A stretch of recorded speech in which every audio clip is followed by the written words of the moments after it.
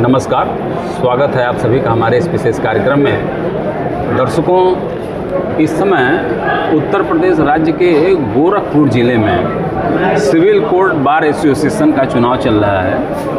प्रत्याशी लगातार मतदाताओं से संपर्क कर रहे हैं। हम भी उनकी आवाज़ बनने का एक छोटा सा एक माध्यम हम भी बन रहे हैं। इस समय बातचीत करने के लिए हमारे साथ रत्नेश कुमार पाठक जी हैं, जो वरिष्ठ उपाध्यक्ष पद का चुनाव लड़ रहे हैं। तो इनसे हम बातचीत करेंगे और जानेंगे कि किस तरह से ये अधिवक्ताओं की आवाज़ बनेंगे।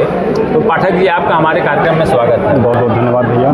पाठक जी, जरा सा आप थोड़ा सा, मैं चाहूँगा कि आप अपना जीवन वृत्त जरा सा हमारे अपने मतदाताओं को बताइए कि आपका जन्म स्थान कहाँ है, माता पिता कौन है आपके, और आपकी जो पढ़ाई लिखाई जो हुई है, जो प्रारंभिक शिक्षा से लेकर के और विधि तक का जो सफ़र है, उसके बारे में ज़रा अपने दर्शकों को, अपने मतदाताओं को आप बताइए। मैं रत्नेश पाठक विगत 27 वर्षों से इस दीवानी परिषद में फौजदारी की वकालत में विधि व्यवसायरत हूँ। मेरा जन्म यहीं गोरखपुर जनपद के ही पीपीगंज टाउन एरिया के तिघरा गांव में हुआ था। मेरे पिता, मेरे परिवार के लगभग सभी लोग, पिताजी और बाबा लोग, सभी लोग शिक्षा जगत से जुड़े हुए थे। पिताजी हमारे गवर्नमेंट इंटर कॉलेज में प्रधानाचार्य के पद से रिटायर हुए। माताजी हमारी गृहिणी रही हैं। और प्रारंभिक शिक्षा, चूँकि पिताजी सरकारी शिक्षा की सेवा में थे, तो अन्य जगहों पे उनका ट्रांसफ़र होता रहता था। शुरुआती शिक्षा मैंने देवरिया से की है, इंटर तक, हाई स्कूल तक। इंटर मैंने झांसी से किया। उसके बाद आगे का ग्रेजुएशन और एलएलबी की परीक्षा हमने यहाँ गोरखपुर यूनिवर्सिटी से उत्तीर्ण की है। और उसके बाद 27 वर्षों से लगातार मैं परिषद में।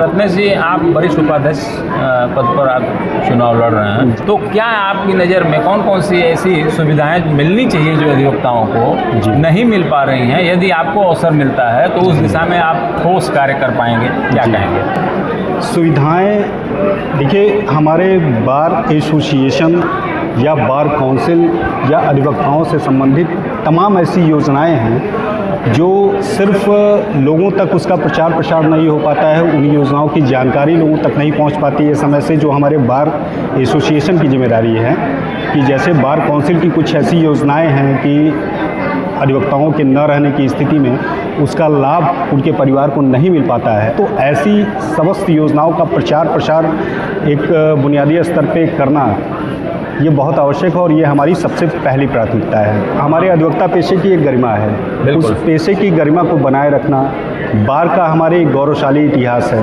उस गौरवशाली इतिहास को बनाए रखना, उसकी गौरवशाली परंपरा को बनाए रखना, हमारे गुरुजनों के सम्मान को बनाए रखना और युवा अधिवक्ताओं के विश्वास को बनाए रखना, इसी उद्देश्य के साथ मैं वरिष्ठ उपाध्यक्ष पद का प्रत्याशी हूँ। जैसे साफ सफाई परिसर में आवश्यक हमेशा जो है, ये कोई ये नहीं कह सकता है कि हम इसको संतृप्त कर देंगे फिर इसकी ज़रूरत नहीं पड़ेगी। ये अनवरत चलने वाली प्रक्रिया है। तो ये अनवरत चलने वाली प्रक्रिया है, इसमें कोई व्यवधान ना आवे और परिसर आपका स्वच्छ हो, परिसर सुंदर हो, यहाँ पर शौचालय की व्यवस्था हो, यहाँ पर जो लिफ्ट की जो व्यवस्था है, मतलब आने जाने की व्यवस्था सुदृढ़ हो।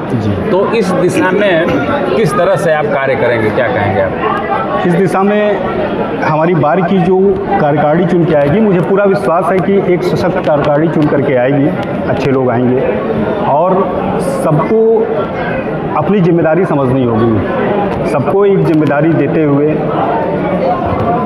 इन सारी समस्याओं के लिए पारदर्शी तरीके से मॉनिटरिंग करते हुए, अपनी अपनी जिम्मेदारी को लेते हुए पूरी पारदर्शी तरीके से इन सारी चीज़ों और सारी समस्याओं का समाधान करने का पूरा प्रयास करेंगे हम लोग, और हम लोग विश्वास है कि हम लोग इसमें सफल होंगे। परिसर में पठन पाठन का माहौल हो, एक नया अधिवक्ता अध्ययन के प्रति रुचि जागृत करे, वह एक बेहतर अधिवक्ता बनने की राह पर चले, इस दृष्टि से उन युवाओं के लिए किस तरह से आप कार्य करेंगे, क्या कहेंगे? सबसे पहले तो जो हमारी लाइब्रेरी है, जहाँ एक शांतिपूर्ण तरीके से और उस तरह के माहौल में पठन पाठन के अच्छे सौहार्दपूर्ण वातावरण में पठन पाठन कर सकें, इसके लिए उस लाइब्रेरी को बहुत ही सुदृढ़ बनाया जाएगा। और तमाम हमारे प्रतिभाओं की कमी नहीं है, उन जो विधि के क्षेत्र की में पारंगत हैं, उन सभी लोगों का मार्गदर्शन लेते हुए युवा अधिवक्ताओं के लिए या प्रतियोगी परीक्षाओं में जो जुड़े हुए हैं उनके लिए एक निरंतर कोचिंग क्लासेस की व्यवस्था, ये हम लोग का उद्देश्य है और ये हम लोग करेंगे। अच्छा, बहुत सुंदर।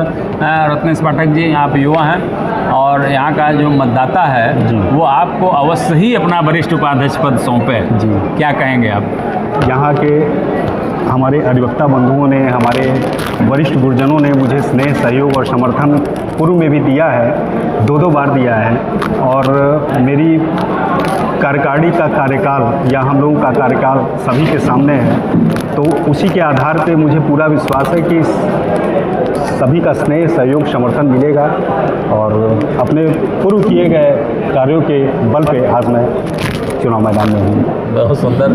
रत्नेश जी, बिल्कुल चुनाव एकदम चरम पर है जी। और आप लोगों का अभियान, प्रचार अभियान बहुत तेज चल रहा है, तेज़ी से चल रहा है। जी। समय आप लोगों के लिए एक एक पल बड़ा महत्वपूर्ण होता है, तो ऐसी स्थिति में आप अपने महत्वपूर्ण समय से आपने हमारे लिए कुछ समय निकाला और अपने मतदाताओं को अपनी कार्य योजनाओं से अवगत कराया। आप यहाँ आए, इसके लिए आपको बहुत बहुत धन्यवाद। इसके लिए बहुत बहुत धन्यवाद।